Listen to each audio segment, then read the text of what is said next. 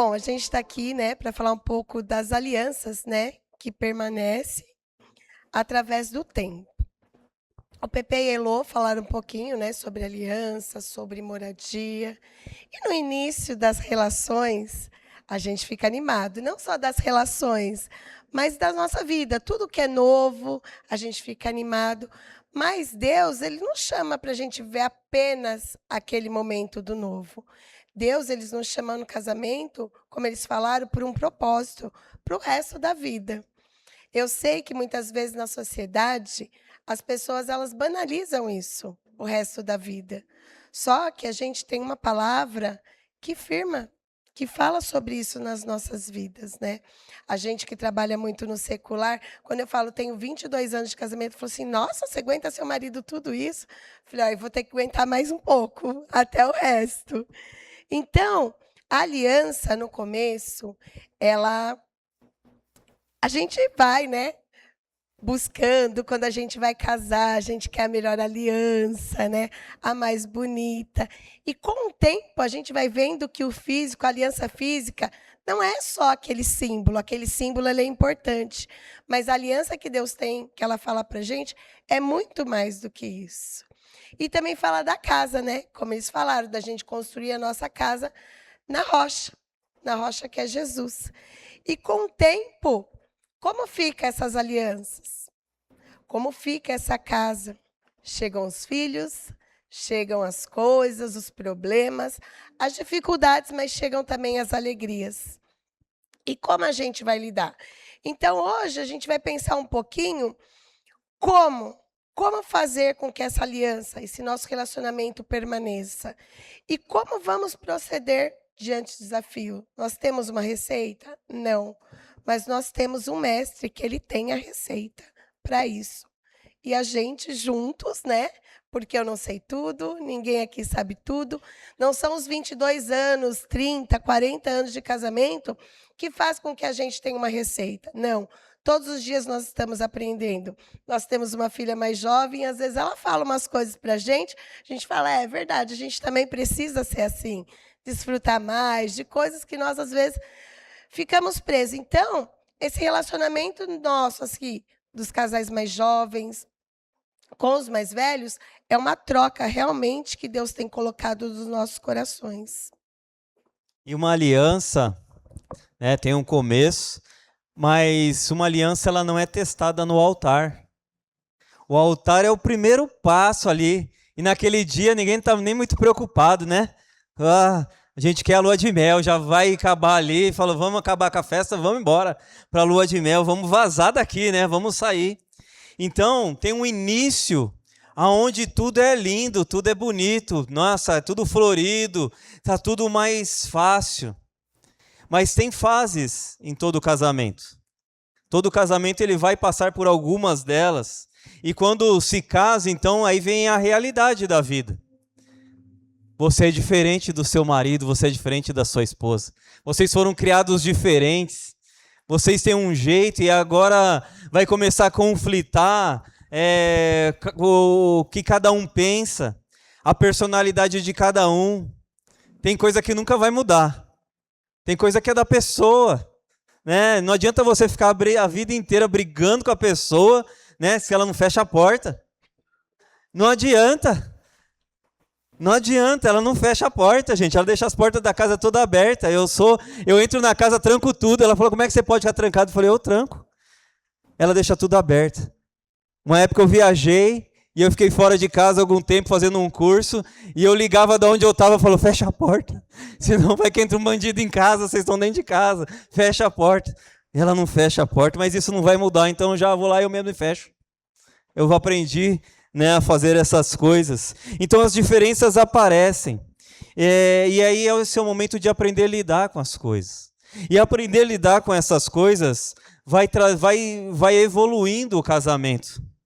Não dá para o casamento, né, ficar na quinta série a vida inteira da maturidade, né? O casamento com a mesma coisa de quando a gente casou e era novo, e continua a mesma briguinha, a mesma coisa do mesmo jeito. Parece que estacionamos na quinta série do casamento e vamos ficar ali.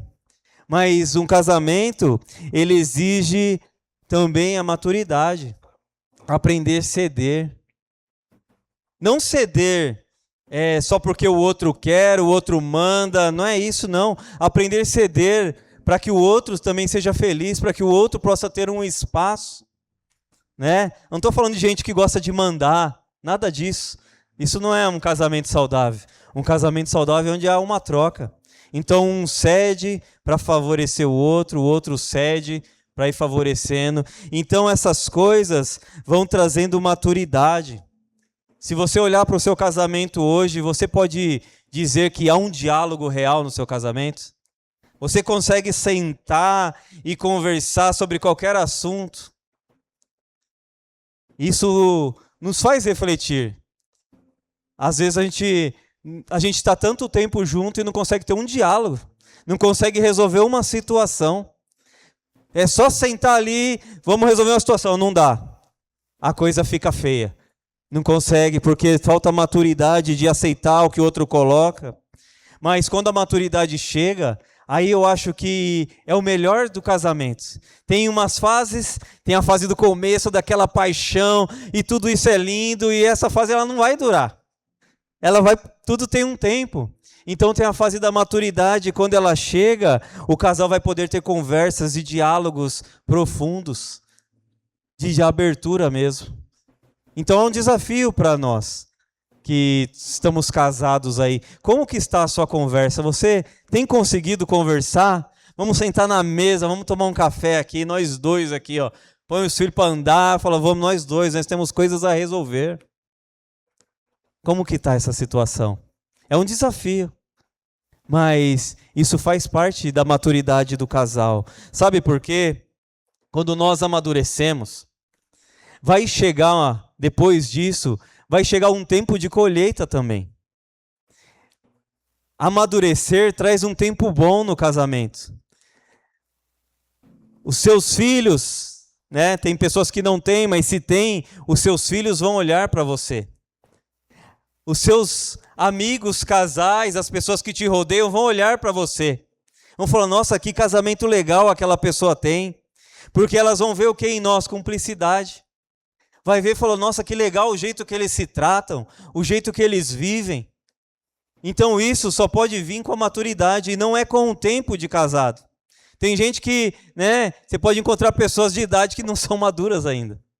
E tem pessoas mais novas que são. Então, com o tempo, isso vai trazendo, né, para nós muitos benefícios, a ponto de nós olharmos para trás e olhar e falar, meu, valeu a pena até aqui, olha, valeu a pena.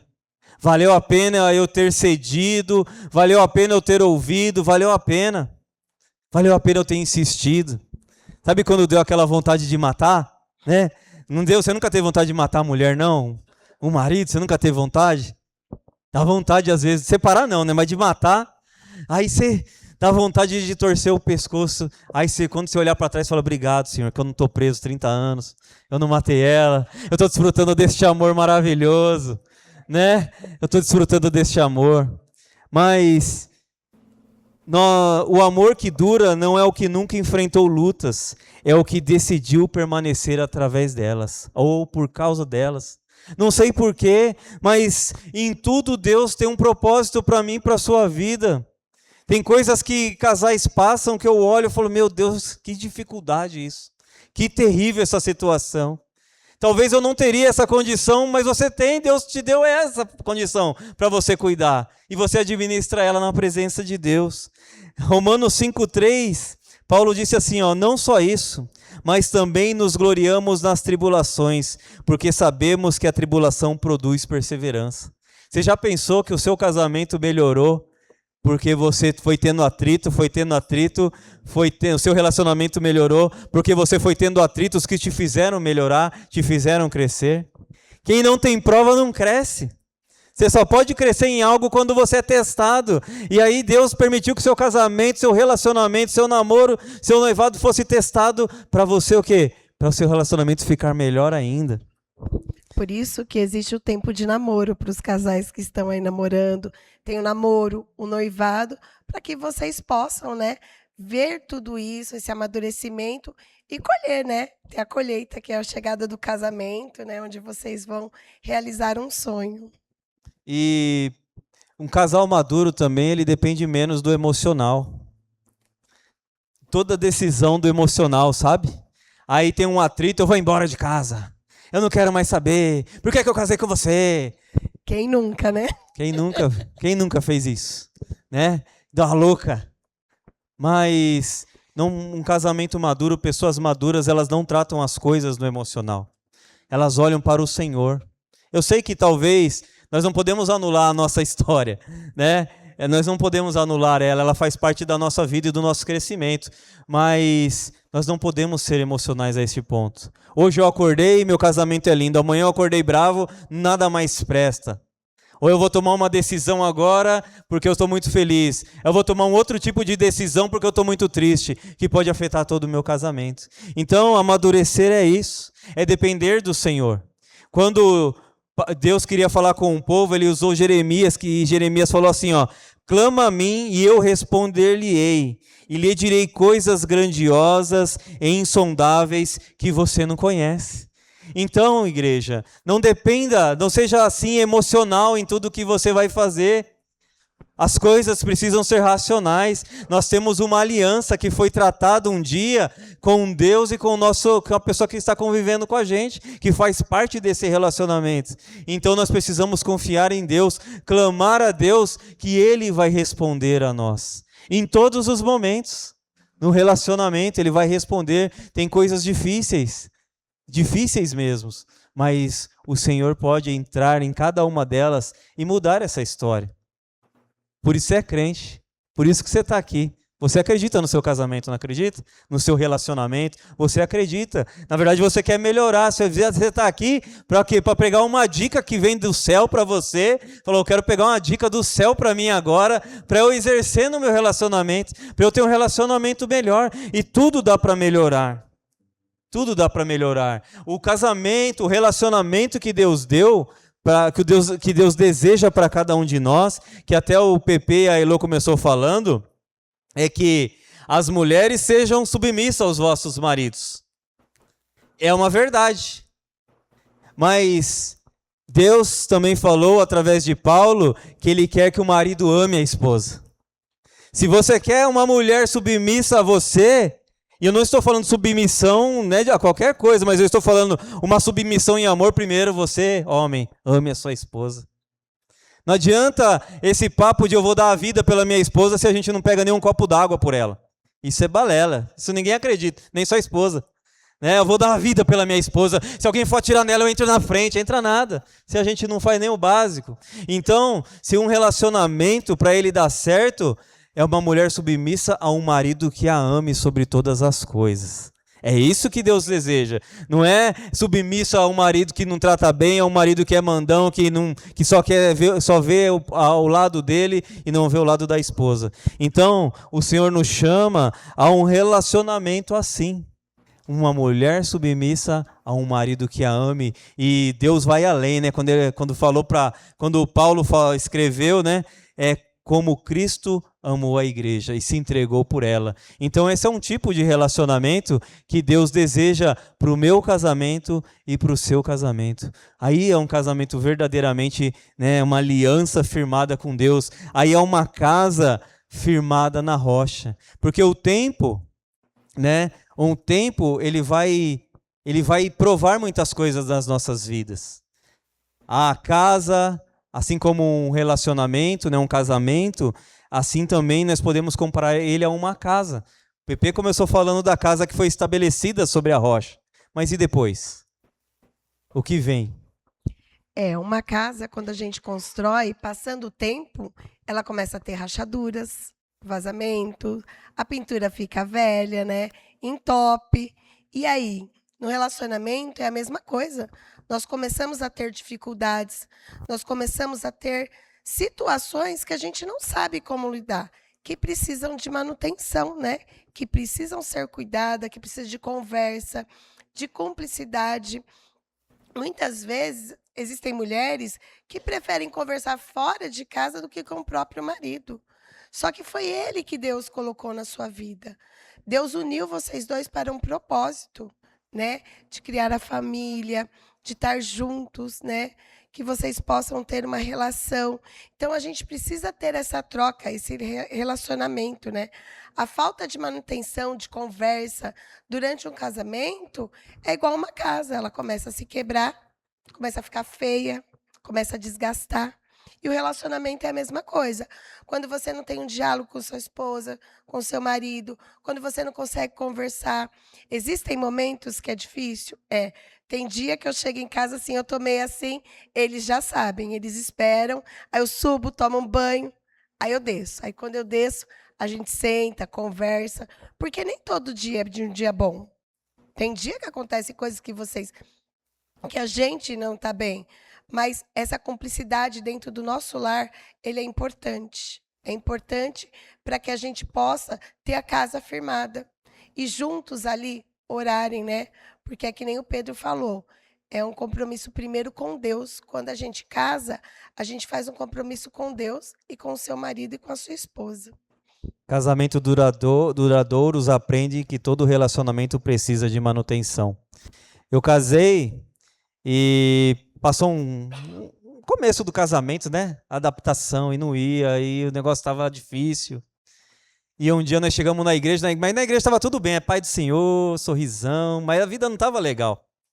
Não estava bem a vida. E aí um dia eu lembro que nós voltamos para casa e nós falamos assim, não foi isso que nós fizemos, essa aliança, não foi essa aliança que nós fizemos. Nós juramos diante de Deus que a gente estava ia ter um casamento abençoado. Nós pedimos isso para Deus. Eu lembro de nós ajoelhando, chegando da igreja e ajoelhando e choramos.